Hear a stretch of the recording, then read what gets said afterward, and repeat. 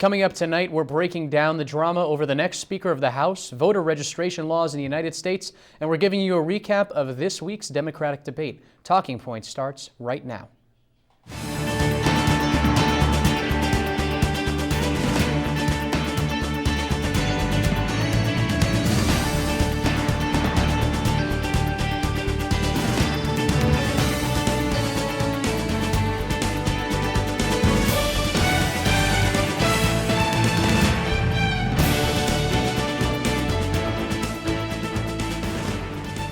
Good evening and thank you for joining us. I'm Max Darrow and here are this week's top talking points. A 15-year-old is dead and a 17-year-old injured after a shooting in the Syracuse area near Hope Avenue. A detective that arrived on the scene was also shot at by the suspects, who then fled to the nearby Oakwood Cemetery to hide. While Syracuse police and helicopters searched the cemetery and surrounding area for the shooters, Syracuse University was put on a shelter in place. Now, students and faculty were eventually allowed to leave their classrooms and homes, but Syracuse police have yet to find the shooters. President Obama has announced that United States troops will stay in Afghanistan until late 2016. This delay in bringing our troops home could negatively affect the president's image. He campaigned as the president who would end the two wars in the 2008 and 2012 elections. President Obama has stressed that formal combat in Afghanistan is over and that our troops' mission is to support the Afghani military with counterterrorism operations. There will be 9,800 troops stationed in Afghanistan, and President Obama said he hopes to start withdrawing troops in late 2016. And in response to recent attacks on Israeli civilians, Israel's prime minister has called for police to seal off areas of Jerusalem with high Palestinian populations. There has also been a call to deploy more military personnel in Jerusalem to help police forces control violence. All terrorist residents will have their property seized and residency revoked. Some human rights groups have spoken out against the prime minister's orders, claiming they are a breach of human rights, as locking down parts of Jerusalem would isolate innocent Palestinians. Now, those are your top talking points for this week. We'll be right back. So, I just moved in with his family, and it's embarrassing. The little one, he likes to go outside and crawl around in the giant litter box. I don't know what he's doing. I mean, I was born and I knew how to use the litter box. Look at that! That's disgusting! Oh, poop already! You're making me nervous. Oh, okay, I can't look at this anymore. I really hope he grows out of this, for his sake.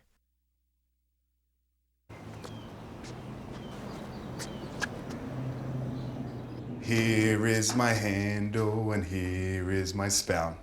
When I get all steamed up, then I shout, Tip me over and pour me out. Oh. The smallest moments can have the biggest impact on a child's life. Cheers. Take time to be a dad today.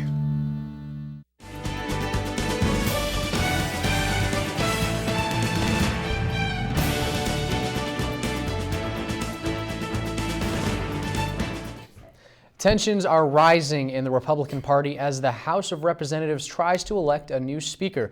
I'm joined by Dan Prager to talk more about what's happened and what's to come. Dan, good evening. Hi, Max. Well, after John Boehner decided that he would resign as Speaker of the House last month, come October, there's been a lot of controversy as to who would be the next Speaker. Especially now so that Kevin McCarthy, who was the frontrunner and his second in command, has decided to drop out of the race. So who's it looking to be now that McCarthy is out of the race? Well, right now there are three people who are definitely in.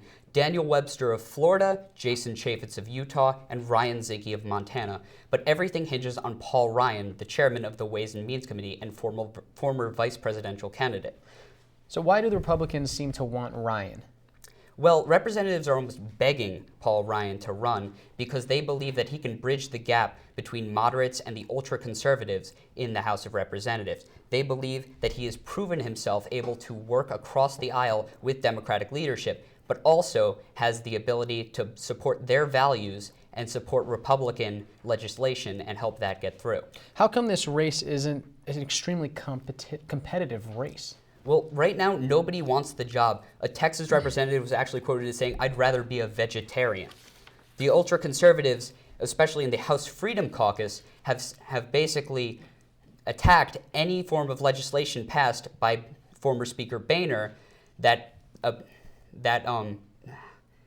helped any Democratic leadership gain what they wanted. They attack all forms of compromise. Many don't want compromise on issues like Planned Parenthood, gun control, or immigration reform. Paul Ryan was accused of being too left when he supported Obama's free trade laws.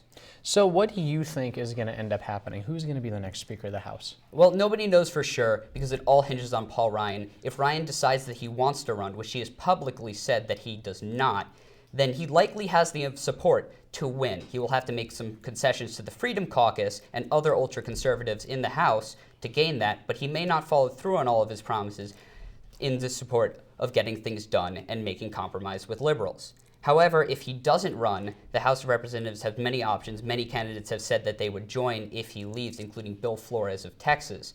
However, they have also talked about bringing in an outsider to become Speaker, which has never happened in American history, but is constitutionally okay. The name Mitt Romney has been floated around. Dan, thank you so much. Now, police from Prairie View, Texas, the same city where Sandra Bland was arrested, have tasered an African-American member of the town's city council. These actions have re-sparked the debate on police brutality. Here to recap recent cases and discuss the issue is Talking Points correspondent Mike Riccardi. Mike, good evening. The killing of African Americans by police, or what many call police brutality, has become a hotbed issue in American politics over the last several years. Recently, we've witnessed the high-profile deaths of Michael Brown, Eric Garner, Tamir Rice, Walter Scott, and Freddie Gray. Before we get into what has been done and said, we will quickly look back and recap some of these events. We begin with Eric Garner. Eric Garner of New York City died on July 17, 2014, due to the compression of the chest, neck, and prone positioning during his arrest. Garner resisted arrest after police found him illegally selling loose cigarettes, and almost all of it was caught on camera. The medical examiner ruled his death a homicide, largely due to the injuries suffered while he was in a chokehold administered by a police officer. Garner's death was the beginning of recent public backlash, and his last words of "I can't breathe" had become a rallying cry. The police officer accused of his murder was acquitted, and the Garner family settled with New York City for $5.9 million. Shortly following the death of Eric Garner, 18-year-old Michael Brown of Ferguson, Missouri, was shot and killed by police officer Darren Wilson. Wilson was investigating the robbery of a convenience store when he came in contact with Brown. Some reports claimed that Brown charged Wilson, while others say Wilson shot Brown when he had his hands up, raised in surrender, which caused protests and national headlines in Ferguson. Wilson was not indicted in St. Louis and was found innocent of violations by the Department of Justice. However, in their report, the DOJ uncovered unlawful bias in police practices that many linked to the anger behind protests. Just before Thanksgiving in 2014, 12-year-old Tamir Rice was shot by officers as he waved an airsoft gun, which lacked an orange safety label, at people in a park. The caller did mention that Rice appeared juvenile and the gun was most likely fake. However, this was not relayed to the officers. Expert reports ahead of the grand jury hearing for his death have noted that the shooting was reasonable. Earlier this year in Charleston, South Carolina, Walter Scott was shot and killed by a police officer after he fled his car from a traffic stop. The officer, Michael Slager, was charged with murder after a video surfaced of him shooting the unarmed and fleeing Scott, which contradicted his initial report. Slager has since been indicted for murder. Just weeks after the death of Walter Scott, Freddie Gray of Baltimore went into a coma while being transported in a police van after his arrest. Gray later died due to spinal cord injuries, which many attributed to excessive force by police. Baltimore broke out in major riots of looting and larceny following the death and funeral, and 6 officers were charged and then handed a range of indictments. The family settled with Baltimore for $6.4 million despite this ruling. Many still question the cause and death, the officer of racial violence. Many politicians have called for action and policy changes, as well as some 2016 candidates who have shed light on the issue. So, Mike, obviously causation and correlation are related. They don't necessarily lead to the same thing, but do you believe there's a correlation between these shootings and the way that some of these police officers have been trained? Well, very interestingly, about a year and a half ago, after the murder of a homeless man who was illegally camping in Albuquerque, New Mexico, they found that Albuquerque had an unusually high rate of fatal shootings by police. I mean, higher than New York and Chicago. And they discovered that the police station in Albuquerque was being pressured to accept more police officers that were being denied by other local stations, and the psychologists that were reviewing these candidates were also feeling the pressure to accept these officers. So moving to 2016 now, how have the candidates addressed this issue? It's very pressing. So Bernie Sanders got asked at the debate, do all lives matter or do black lives matter? And very quickly he responded that black lives matter. And he brought up that case of Sandra Bland and some of the fears that black people have in their everyday lives. Martin O'Malley, on the other hand, got a lot of flack for his policies in Baltimore prior to those riots. And he said, you know what, we protected and we saved a lot of lives in that city. However, people said that, you know, you also created a lot of mass incarceration, which in itself is an issue in the Democratic debate. And moving to the GOP side, how have they reacted to this issue? Well, a lot of them shy away from it, and actually there wasn't a lot of talk about it in the GOP debates, which many were upset about. Ben Carson was actually the only candidate during that second debate that got questioned about all that Black Lives Matter, and he took a more philosophical approach, saying, you know, we have to reform the nation, we have to heal the wounds, and he didn't really offer substantial policy matters. Mike, thanks for being with us. Now, Thank the you. United States has been in negotiations over 2 major trade deals that would have a huge impact on the global economy. The Trans-Pacific Partnership was finalized earlier this month and has been causing a lot of debate here. Here to break down the proposed agreements is Talking Points correspondent Sarah Nevin. Sarah, good evening. Nice to see you. So, Sarah, can you explain for us just quickly what the Trans-Pacific Partnership and Transatlantic Trade and Investment Partnerships are? Yeah, so the TPP is potentially the largest trade deal proposed in history. It is an agreement between the United States and 11 other countries in the Pacific region. And these countries already account for about 40% of the global economy. This deal will boost trade between the nations by eliminating tariffs on over 18,000 types of goods. And it also hopes to establish a level playing field for future trade by establishing standards for environmental sustainability, intellectual property, and labor standards. The TIPP is very similar, except that it's an agreement between the U.S. and the European Union.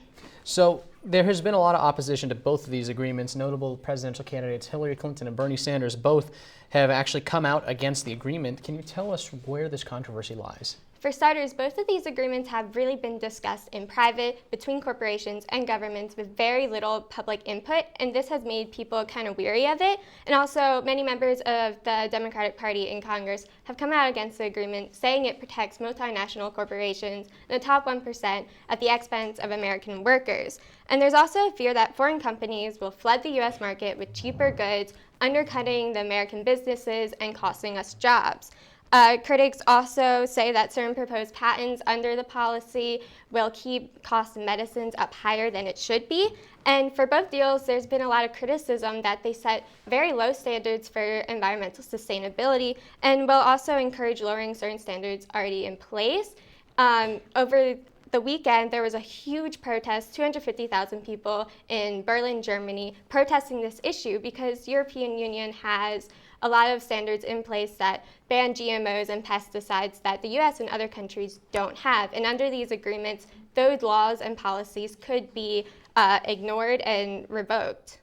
Sarah, thank you for being with us tonight. Coming up after the break, one state is changing its voter registration laws before the upcoming primary election day. Stay with us.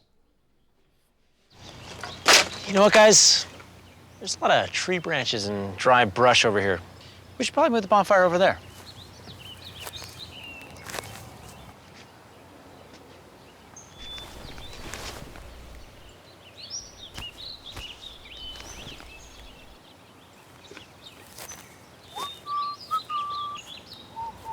I'm guessing Smokey liked that idea.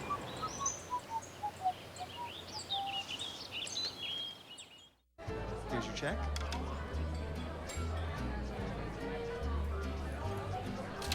Oh, you got it. You know, since I got rid of my car, I really enjoy walking. Okay. God, no. Getting pulled over for buzz driving could cost you around $10,000 in fines, legal fees, and increased insurance rates. Oh, you're home early. You live with your mom? That'll set your game back a few years.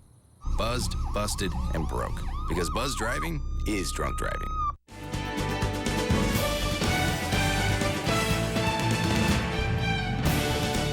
Martin Shkreli got a lot of press recently for raising the price of a drug called Darrow. Correspondent Zina Saifi is here to talk about the price hike and why the move is, in fact, legal. Zina, good evening. Good evening. So what is the reason behind this drastic price increase? Okay, usually when some companies increase their drug prices, it's because there's a shortage. But in this case, it was strictly a business strategy. So basically, Shkreli said in one of his interviews that the previous price that Darrow was set at, he wasn't making any profit. And even though it was a $5,000% increase, he says he's barely making any profit now. And also he's saying, I believe it's because of the criticism he's received because of the price hike, but he's saying he's going to use the money to invest in research to create another drug that's going to help this for this treatment that has fewer side effects. So tell me, how is this legal? Okay, so in the drug industry, you basically, when a company creates a drug, it's given a patent. And that means that that company can do whatever it wants with the drug. But once that patent expires, it goes on the market so that it can turn into a generic label. When Turing Pharmaceuticals bought the drug for $55 million in August from Impact's laboratories, the deal was made under a condition that Impacts would have to withdraw the drug from any of the regular wholesales and pharmacies. That leaves Turing Pharmaceuticals a chance to have no competition, so they can raise the price as much as they want, and no one's going to do anything about it because there is no other generic drug on the market. So do any economic effects come from this? Well, obviously, all of the people who need the treatment, they have no other choice but to pay the higher price. For some certain hospitals and for Medicaid, they are given a reduction in the price, but for private insurers, they're gonna have to pay the price. So that's obviously going to have an effect. And also the biotech exchange trading fund went down like 5%. And if there is any more weaknesses in that sector, that's going to cause the broader market to follow suit. Thank you, Zina. Now, the governor of California has approved an automatic voter registration program that is linked to getting a driver's license. This has got people talking about how to register for the upcoming elections. Now, Talking Points correspondent Caroline Strange joins me to talk about that process in different states across the nation. Caroline, good evening. Good evening. So, Caroline, what are the arguments for and against voter registration? Well, voter registration, obviously, bringing it into help approve the election and expand voter rights, because voting is a fundamental right as your citizen, and everybody should be able to vote, although there are some restrictions with that. For instance, if you register to vote for the first time by mail, federal law states you have to show proof of ID when you go to the poll. So what are some of the statistics, Some of the statistics. For instance, California doesn't have all of their voters registered, but with the new law that they just passed, they're working to bring that up, because once you go to get your driver's license, you're automatically registered to vote. You don't have to register with a party, you don't have to affiliate with a party, and you don't have to send anything in or go online, although 23 of those states do allow online registration. So in New York State, what measures are already in place?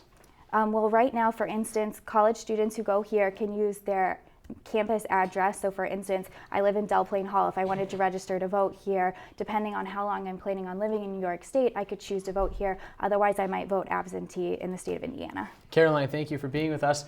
This weekend at the Turkish capital, a rally calling for an end to violence was met with twin explosions through a crowd of activists. Talking Points correspondent Hearns Laguerre Jr. joins me tonight to talk about the effects that these bombings have had on the country. Hearns, thanks for being with us tonight. Thank you.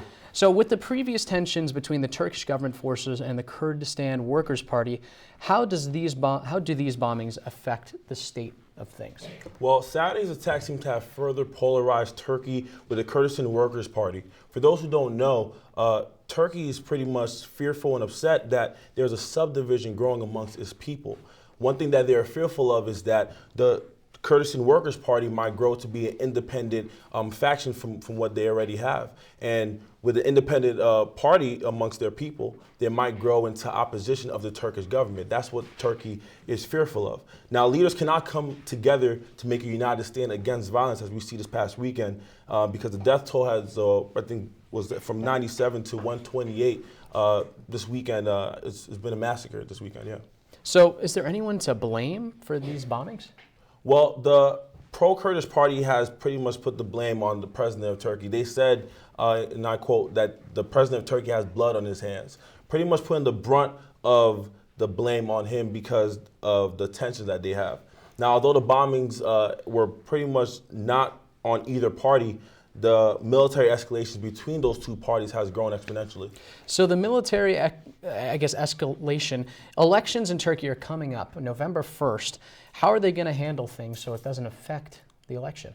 Well, there were attempts to move the polls and from the violence-ridden area to a place that was more secluded and a location that was safer, of course. But the elected officials ruled out against that option. And because of that, Turkey's political fate is at an ultimate crossroads, and the bombings definitely furthered the gap between Turkey and the Kurdistan Workers' Party. So now, where does America play in this whole situation? What is America's involvement? Well, U.S. was known to have backed up the Syrian Kurds in airstrikes in the past. But the Prime Minister of Turkey has said that he is not supporting any assistance to the Kurdish militants and is even asking for the U.S. and Russia as well to protest their support to the Syrian Kurdish forces so that they themselves can establish some type of unity before things escalate to a greater level. Hearns Laguerre Jr., thank you for that update. Now, coming up after the break, we'll have full coverage of the Democratic debate from earlier this week. Don't go away, because Talking Points will be right back. Staring contest! You still got it. I know. Come alive with the forest. Visit discovertheforest.org to find a forest near you. La gente cree que soy basura, pero están equivocados. Hoy soy una lata de aluminio, pero algún día podría ser un estadio. Hoy, 1 de cada 4 jóvenes en los Estados Unidos es hispano. Todos sabemos lo difícil que es para ti enviarlos a la universidad. Por eso, queremos que sepas que no estás solo y el Hispanic Scholarship Fund te ayuda a preparar, planear y pagar la universidad de tus hijos.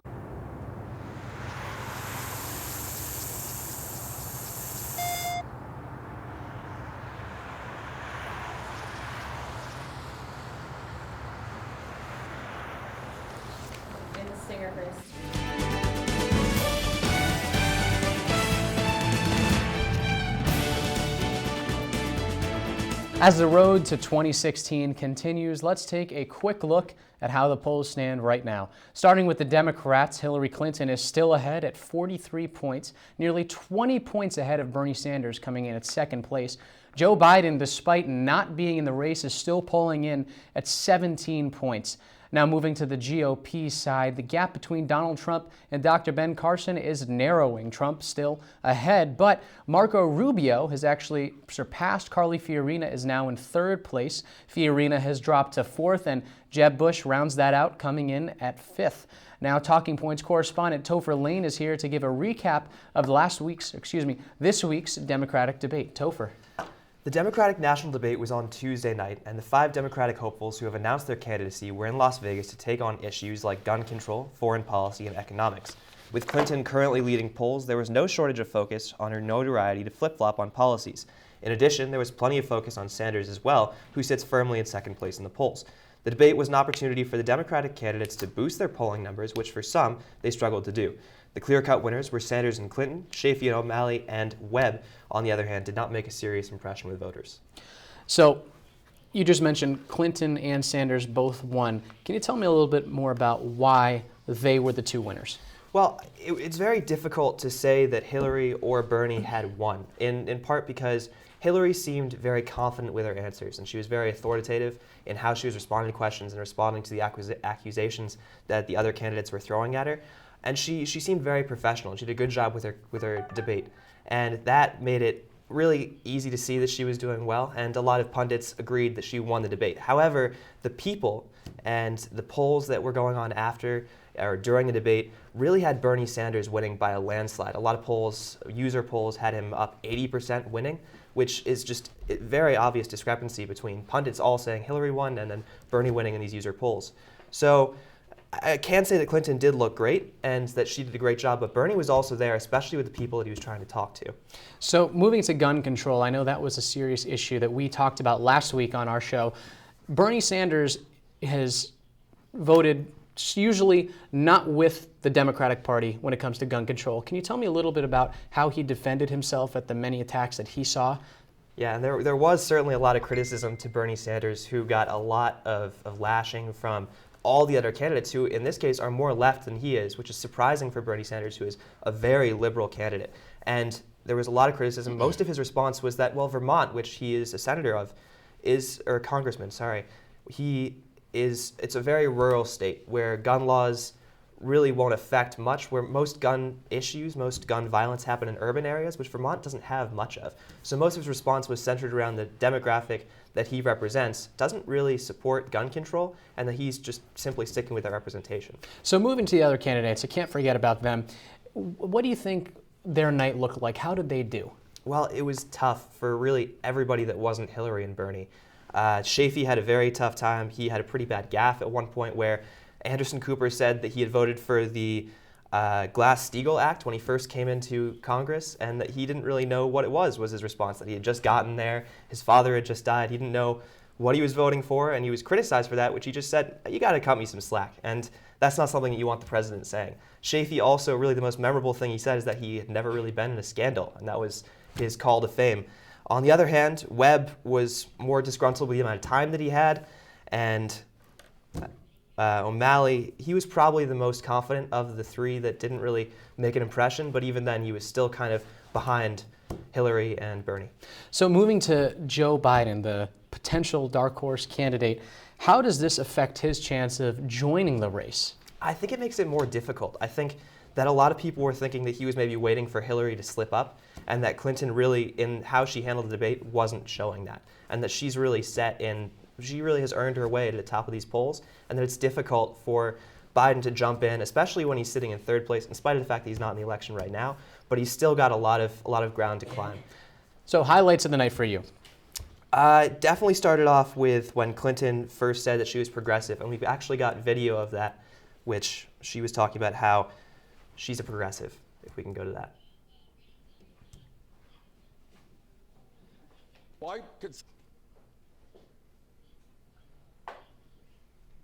I consider myself part of the casino capitalist process by which so few have so much and so many have so little, by which Wall Street, greed and recklessness wreck this economy. No, I don't.